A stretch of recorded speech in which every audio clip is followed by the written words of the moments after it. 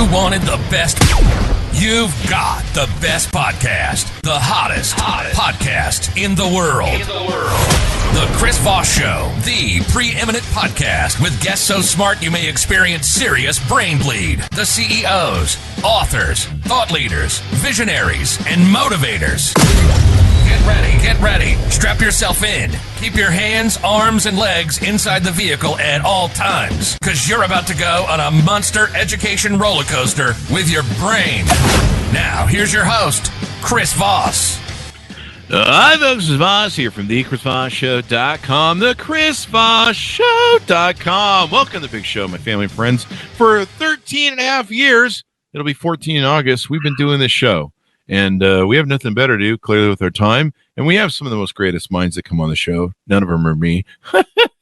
So, as always, we'll be talking about an amazing author and her latest book that comes out March 21st, 2023. But before that, we have to shame you with the plugs. Of course, refer the show to your family and relatives. Tell them to go to youtube.com/Chris Voss, goodreads.com/Chris Voss. The big LinkedIn group and LinkedIn newsletter, follow that silliness over there.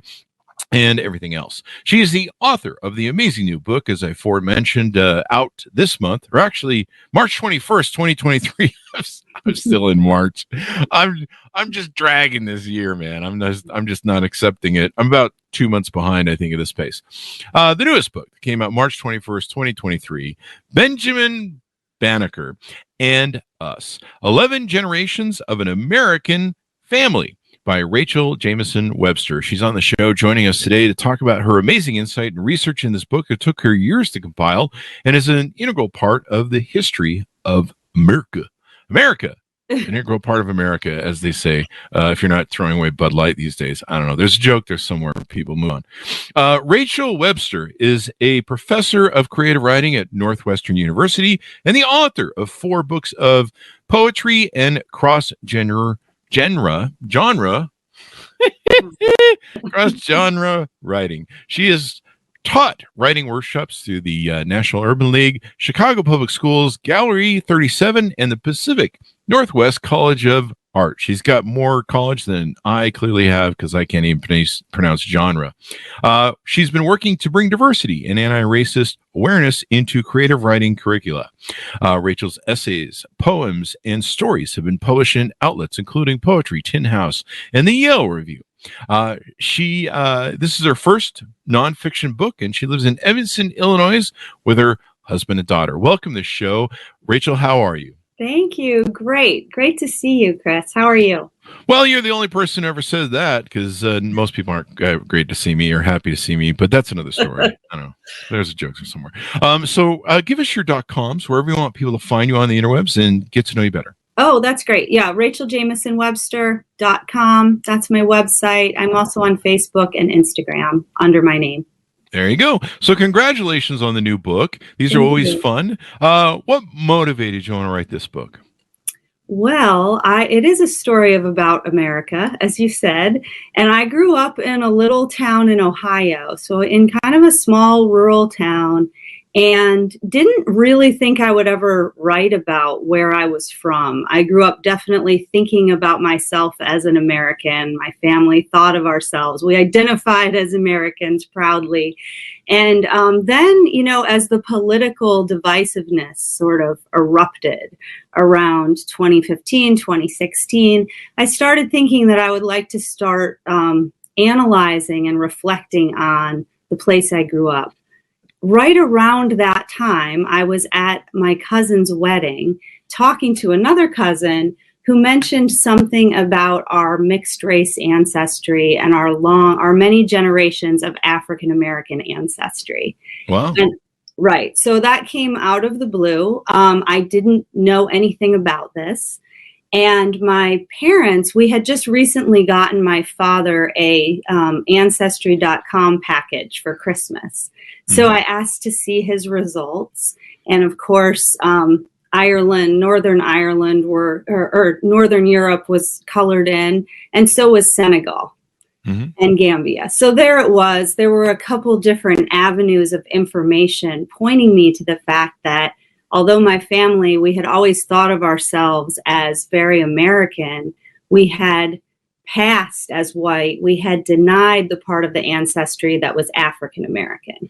Wow. So I thought, yeah, right. So I thought that was interesting and something to explore. So give us like a 30,000-foot view of the book. What do you kind of find, and what readers are going to see inside of it? Great, thanks. So basically, the stories go all the way back to the late 1600s. And one of the ancestors that we descend from was the sister of Benjamin Banneker. Benjamin Banneker was this amazing figure. I didn't learn about him in school. So that was another moment of humility and realizing how much I hadn't been taught about American history. But here he was, this Black scientist. He was a free person of color, born in 1731, and he ended up becoming a self-taught scientist. He was an astronomer. He published best-selling almanacs in the Revolutionary era, and he helped survey Washington, D.C. So because he became famous in his lifetime, people took the time to record his family stories and his ancestry, which means we could go all the way back to the late 1600s to his grandmother, Molly, who was an indentured servant from England, a poor working class woman from England. And she had children with Banneker, who was kidnapped into slavery from Senegal. So I tell the stories of the ancestors. Each historical chapter is a story of the ancestors, or one of them, or one generation. And then the present day chapters are conversations between me and my cousins. So I had, this is another part of the story, but I had a long pause before I knew how to write this as a book, because I felt that it was very ethically complicated and problematic, and maybe not even possible to write this book well as a white person who had not grown up in Black culture. And luckily, as I was in that debate, my cousin Edie got in touch with me and said, we need to talk about our family. And so my conversations with my Black cousins, who are also descendants of the same family, those are every other chapter. So it's sort of a chapter in the past, then a chapter in the present. Wow.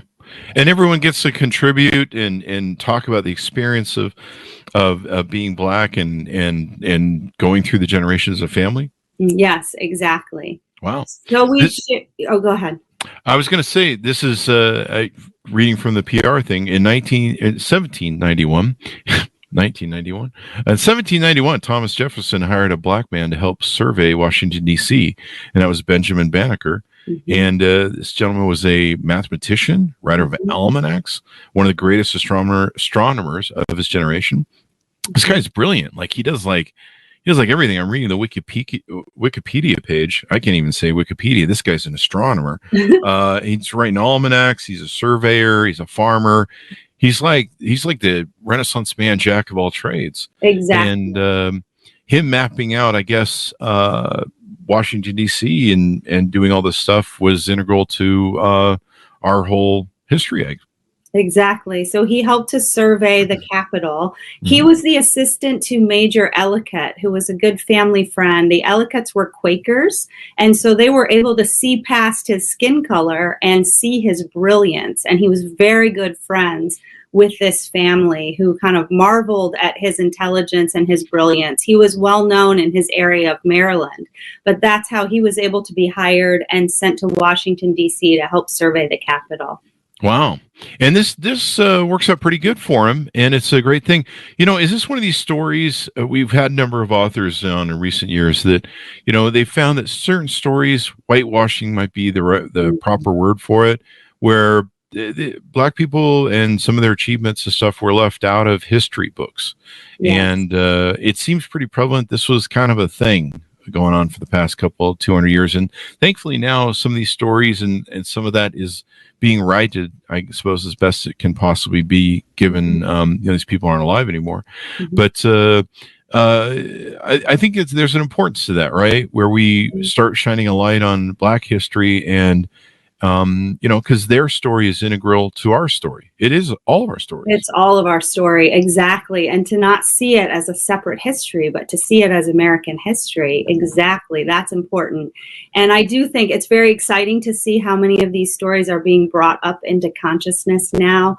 And Benjamin Banneker, it's extraordinary. His journal, his manuscript journal, is in the public domain. You can go to the Maryland Historical Society and see his notes, Wow. his astronomical notes, the poems he wrote. He recorded his dreams. And then you can also see his almanac. So he was well known in his time. And as I said before, I didn't learn about him in school. Many Black people that I talk to are more aware of Benjamin Banneker, but he's often given a sentence in the history books or a very quick mention. And yet there is more documentation of his life than people even realize. So it's been exciting. I felt like that was a central aim of this book, is to share his story and sort of give him his rightful place with the founding fathers. Partly because it's a self-actualized story. He was self-taught. And he not only was hired by he was hired by Thomas Jefferson to help survey the Capitol. He then corresponded with Jefferson and called Jefferson out on his hypocrisy as an enslaver who wrote about freedom, which is sort of where we are as a country, where we're wanting to root out these foundational hypocrisies. He was doing that at the time. So he's a really good guide in speaking truth. He was ahead of his time by a few hundred years. So there you go. Good for him. But he probably made maybe Jefferson consider some of the issues and problems, or weigh in his mind a little bit better. I hope so. Jefferson did write back right away. He wrote a very respectful letter in return. And he promised to send Benjamin Banneker's almanac, because Benjamin had sent him a copy of his almanac. And Jefferson promised to send it to the head of the Academy of Sciences in France, which was the foremost intellectual institution of its day. So Jefferson did want it to be recognized as evidence of what was possible for African people. And there you go. Rare. Yeah. Well, I mean, this is a tough era to become self-educated too. I mean, he didn't have, I don't know if he had access to libraries, or how was he able to get access to any sort of training or knowledge, or he just figured it out on his own? I think he spent a lot of time observing nature. I know he did. He also was able to go to 2 years of Quaker school. And there was a school in the area that didn't discriminate in terms of color. So he was able to attend. And his schoolmaster was so impressed with him that he would lend him books. And then I believe he also purchased books on his own, because there are accounts of his library in his cabin. So I think he was probably doing anything in his power to borrow books and to read books and to teach himself. There you go. Now, the title mentions 11 generations of an American family. How does the 11 generations play into the book? Well, it's sort of, I would be the 11th generation. So all of us alive now are grappling with where the country is in this moment and looking at what we're going through now. And then it goes all the way back to the generations that I mentioned, Benjamin and his sisters, but also his parents and his grandparents, who were brought here when this was just a conglomerate of colonies. It wasn't even a country yet. So I thought it was really interesting to think about what they were witnessing as the idea of America was taking shape, and what we're witnessing now as we're sort of in a revision period for what this even means. And then, because we have these great human stories, it also became a way to think about racism and to look at how racism and the racial constructions were written into law. And we're still living with those outcomes. Yeah. Jim Crow and other things. I think it's an important time, and it's an important time to have books like yours and education to tell these stories, to bring them to light, so that we can understand that, I grew up with that whitewash sort of experience in school. A lot of stuff we weren't taught. And of course, I really wasn't into history. I flunked it a number of times, but I learned some stuff in there in spite of it. But we grew up with this whole image of the John Wayne and white conquerors conquered everybody because everyone was bad, and that whole narrative that kind of was the theme through a lot of his movies. And I think he suffered from a bit of racism himself, if I remember correctly. But being in a time now where we're trying to reconcile that history, we're trying to tear down some of the ugliness that we've had, the things statues that were put up under Jim Crow. A lot of people are tossing about, do we keep up statues of our founding fathers because they were involved in racism and everything else? But I think it's a healthy discussion to have. Mm-hmm. I do too. And I think it has to become more and more complex. You have to look at, people were a product of their time, but there are also things that we were made to think of as natural that were not. They were completely constructed. So just to stay with Benjamin Banneker's story, throughout history, he's had people who have doubted his abilities or doubted him. And yet we have things on paper that he wrote. We have books that he published, but his cabin was burnt down on the day of his funeral. So that seems a bit suspect. Exactly.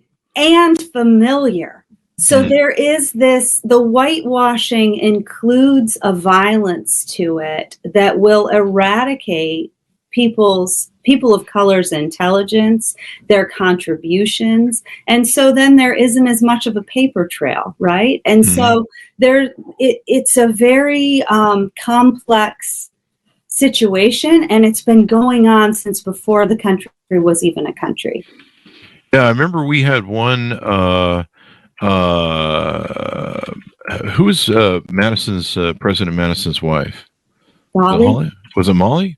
Dolly, I think. Dolly. I believe after he died, or when they both died, she had everything burned, like all the notes, all the records and stuff, if I remember correctly.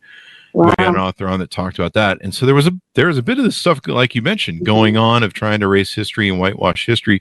And I guess one of the problems was she may or may not have, and this author said that they were trying to hide the fact that they'd had a mixed family, that Jason Madison, our fourth U.S. president, for those of you who are millennials or Gen Zers, I kid the Gen Zers, but go back to school. She was trying to whitewash the history where they had mixed family, and I guess there's some DNA that proves otherwise, that they got into. But yeah, there was a lot of this going on, very hateful, very ugly, very dark part of our history. But I think it's important that we shine a light on it and go, hey man, let's come to reconciliation with the contribution of African Americans and what they did to our country. Everybody else, we need to recognize everybody else. I mean, we did some ugly stuff in this country. We were still doing it in the 1950s when we set up internment camps for the Japanese. We're still kind of struggling with it. I mean, you see how we're struggling with it in George Floyd and other things. I mean, recently there was a young black gentleman who was shot just for knocking on the wrong door. Thankfully, looks like they're prosecuting that. But I think these discussions are really important, because they shine a light on these, and we need to sit down and have these conversations, I think. Thank you. I do too. A central method in the book is conversation. It's me having conversations with my cousins, and I really believe in that. I believe in showing that and understanding that these conversations won't be easy. They won't be perfect. We'll all make mistakes, and yet it's so important. And I'm so glad you took the conversation to the Dolly Madison story, because I do think that one of our central denials in this country is how related we are. We are very interrelated. And that was, the central discovery of this book, is that just like my family left out our Black history and our family history, the country left that out in their origin story. And then I had this incredible opportunity to get to know my cousins and have a fuller, truer history, and for us to acknowledge each other as relatives. And there is a lot of that to be done. There were a lot of mixed race families, and old families in this country do have cousins across the color line. And the difficulty is that story is very painful because it was almost always white enslavers, male enslavers, having unconsensual sex with their owned enslaved women. And so there's a lot of pain. And yet I think to be able to acknowledge that pain and acknowledge that reality is just central to figuring out how we go forward. There you go. I mean, in our Constitution, it says, "We, the people of the United States, in order to form a more perfect union." Perfection is never achieved. So we're, for 200 and almost 50 years, we've been on a journey to try and find a perfect form of democracy, the republic, and who we are as a nation, our identity. And we'll probably always be on that journey. But the better we can come, the more we can work, the more, like you mentioned, we can converse. Do you have any stories or things you want to share out? Maybe something you surprised you in the research in some of your relatives and their contributions to the story? Thanks for asking. Yeah, there were so many moments that felt like beyond synchronistic or beyond what we could have planned. So we started to get in a flow of working on this book together, and we would be we'd be thinking about something and one of the others would be as well, and we'd call and we'd just sort of be on the same page. But one of the most powerful moments like that is I was supposed to talk to Robert, who's one of the main contributors to the book. And again, they all shared their own stories, but they shared their research as well about the family, which is why I was able to do, many years of research in a few years. In any case, Robert and I were supposed to talk on January 6th, and I was working on the chapter about Benjamin Banneker surveying the Capitol. So I was doing all this research about the Capitol, about Pennsylvania Avenue, followed the line of the Star of Sirius, which was Banneker's favorite star. So I'm doing all this writing, and right at the time Robert and I were supposed to talk, all of a sudden I hear from the other room, my daughter's on Zoom with her social studies class, and the teacher says, "Put on the TV, this is history happening right now." And it's the insurrection of the Capitol. Oh, wow. So here we are. I have been writing for 2 days about the design of the Capitol and about these men standing there visualizing a Capitol devoted to freedom. And in real time, we are watching this, other people who believe that they're protecting freedom, I don't agree with that, storming the very Capitol. And I was able to be on the phone with Robert, who is a Black man in his 70s, my cousin, and we were processing what this would look like if those were Black Lives Matter protesters. Yeah. And how different. And so there were so many moments where I would be thinking that I was writing history, but it would sort of rear up into the present moment, and it would feel like I'm seeing this repetition of racialized violence, or the same symbols being trotted out, the same anxieties being on display. So there were moments, that's kind of a dark story. But it's true. It's something we have to face. Yeah, there were moments too, they felt like confirmation, like, okay, we're supposed to be working on this book right now. And if any healing is possible or any sort of awareness, we're going to come to it together by having these conversations. Yeah, it's something that we have to, because we've never sat down and reconciled it, I would say, is the reason we're reliving it. One of the most, we've had a lot of authors on who wrote about the day. In fact, we had the Capitol Police officer that day on for his book. And when I saw, I was horrified. I was in high anxiety. My heart was, I finally had to just go lay down because I'm like, I'm going to have a heart attack. I was so just enraged internally. So when I saw the Confederate flag in the Capitol, which had never gotten that far in the first Civil War. It's interesting I reference it that way. But to see that flag in the Capitol just was a glaring, just a blow, just shock that, Jesus, we've never reconciled this whole thing. These people are still on the losing side of that thing, trying to make it work. And to me, that was probably the most significant sign. I don't know. There's so many different things that went on that day, but to me, that was like, this has not been reconciled.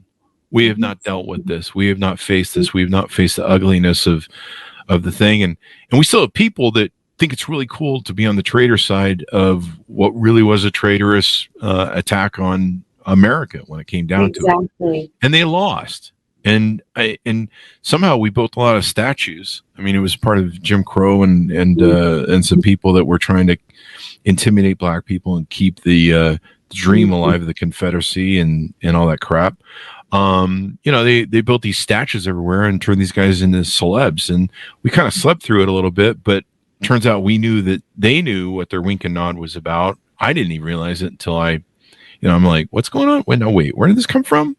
And, but it was an important thing because I think they made it shine a light on more of us that, hey, this isn't reconciled. And that's why stories and books like yours, I think, are important. The one thing man can learn from his history is man never learns from his history, and thereby he goes round and round.